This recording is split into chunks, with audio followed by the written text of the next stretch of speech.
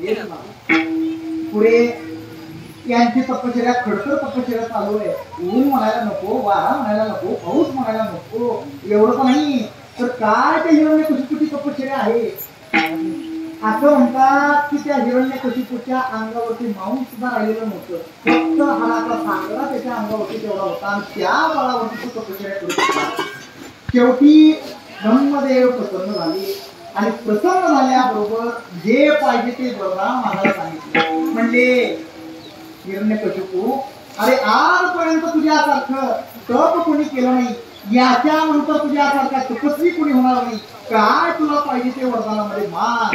असं म्हटल्याबरोबर वरदान मागितलं. म्हणजे मला अमरत्वाचं वरदान मला पाहिजे. असं म्हटल्याबरोबर ब्रह्मदेव म्हणतात, अरे जन्माला आल्यानंतर मृत्यू हा निश्चित आहे, त्यामुळे दुसरं तू काहीतरी माग. दुसरं माग म्हटल्यानंतर मागायला चालू केलं. सांगितलं हे मला मिळत नसेल तर मला हे द्या. काय की मला दिवसा मरण नको, रात्री मरण नको, शास्त्रापासून नसावं, अस्त्रापासून नसावं, घरात नको, बाहेर नको, आकाशामध्ये नको,